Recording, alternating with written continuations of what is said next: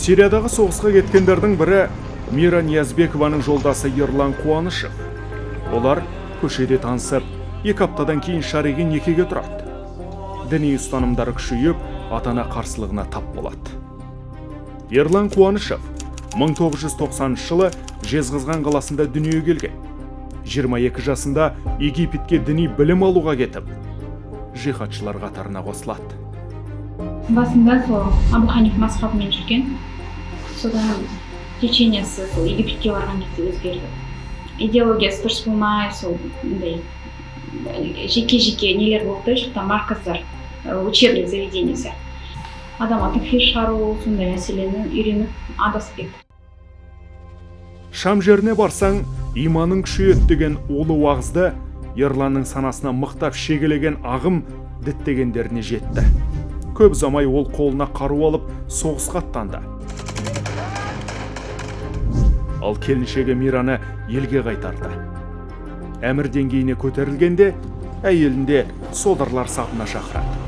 Мира ойланбастан ажал аранын аттаныпты.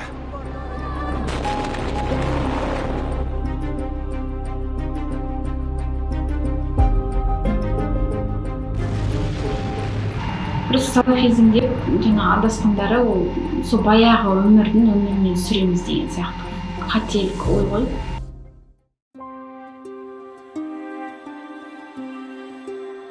Бұл дін жолындағы қыз-келіншектерге арналған ұлағат орталығы ашылғанына 1 айдан асты.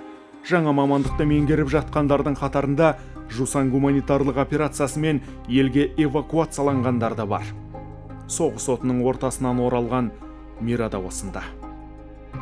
Әкімшілік берілген, тарапына берілген урок деп айтамыз. Тегін түрде сол кулинария курсын жасадық.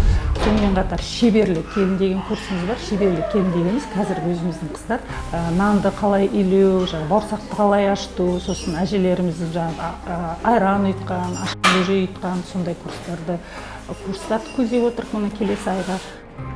Адасудың басты себебі білімсіздік.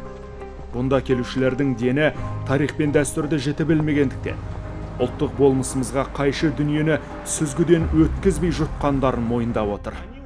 Әмірсымақтардан діннің тек сыртқы формасын үйреніп, мәні мен мазмұнына ден қоймаған. Салдарынан өздері адасты, өзгені де орға жықты. Қазір орталықта қыз-келіншектер теологиялық сауаттарын тереңдетіп, ұлттық құндылықтар насихатталуда.